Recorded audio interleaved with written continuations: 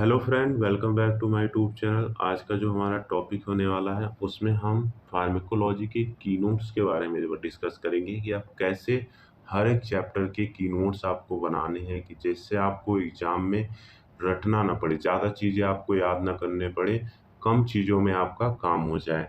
तो इस लेक्चर में हम जानेंगे कि कैसे आप फार्माकोलॉजी के कीनोट्स बनाएंगे, तो उन सब के बारे में हम डिस्कस करेंगे। तो सबसे पहली जो हमारी यूनिट होती है, यानी कि जो सेकेंड यूनिट से स्टार्ट करते हैं हम, एंटीसेप्टिक और डिसइंफेक्टेंट। तो एंटीसेप्टिक और डिसइंफेक्टेंट क्या होते हैं? ये दोनों ही क्या करते हैं, जो माइक्रो ऑर्गेनिज्म होते हैं उनको किल करने के लिए यूज किया जाता है। डिफरेंट इतना होता है, जो हमारा एंटीसेप्टिक होता है वो हमारे लिविंग थिंग्स के लिए अप्लाई करते हैं।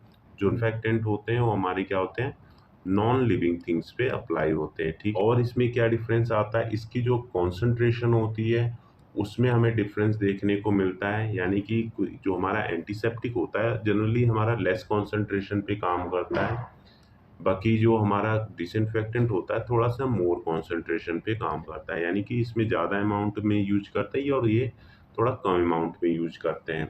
और अगर आपको एग्जाम में पूछा जाता है, बेसिकली अगर इसके एग्जाम्पल ही पूछे जाते हैं एंटीसेप्टिक और डिसइंफेक्टेंट के, लेकिन अगर मान लीजिए अगर सिर्फ एंटीसेप्टिक और डिसइंफेक्टेंट आ गया तो आप बेसिकली इसका इंट्रोडक्शन लिखेंगे। ठीक है, इसका इंट्रोडक्शन देंगे आप, स्मॉल मतलब कि 1 से 2 लाइन में इंट्रोडक्शन हो जाएगा, आपका डेफिनेशन हो गया।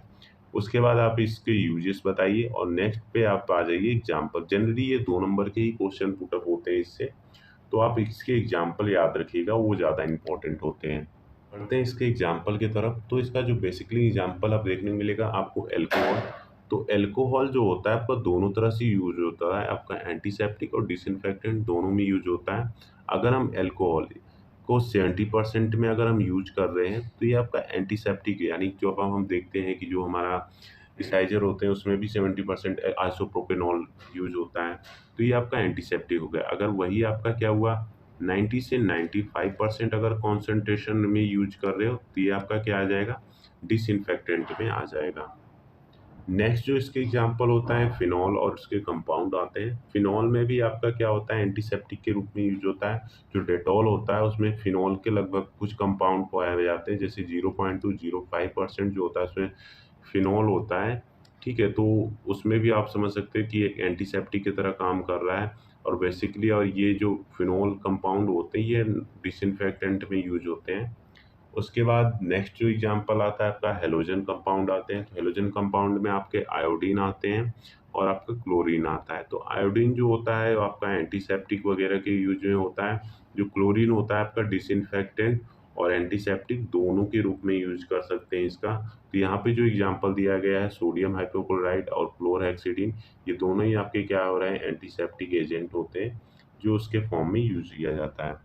उसके बाद जो नेक्स्ट इसका एग्जांपल आता है, ऑक्सीडाइजिंग एजेंट। ऑक्सीडाइजिंग एजेंट में हाइड्रोजन पेरोक्साइड आते हैं और पोटेशियम परमैंगनेट आते हैं। ये आपके क्या होते हैं, एंटीसेप्टिक एजेंट होते हैं जो कि वुंड वगैरह को क्लीन करने में यूज किया जाता है।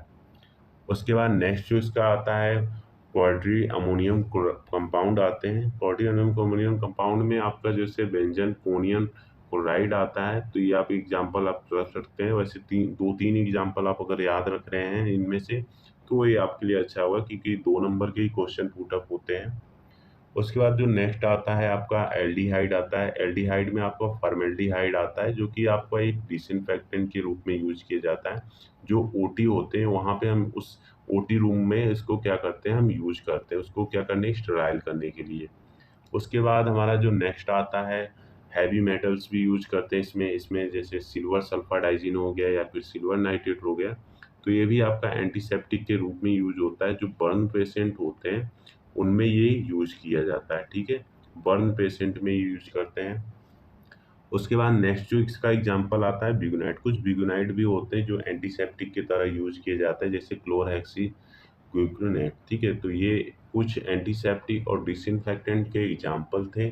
तो बेसिकली आपको एग्जाम में इन्हीं एग्जांपल को देख के जाना रहता है कि आपको कौन सा एग्जांपल। कभी कभी पूछ लिया जाता है कि अल्कोहल के एग्जांपल, कंपोजिशन भी आप देख के जाइएगा कि एमसीक्यू वगैरह में पूछे जाते हैं। तो ऐसे ही आप अपना एक की नोट्स बनाएंगे हर एक चैप्टर का।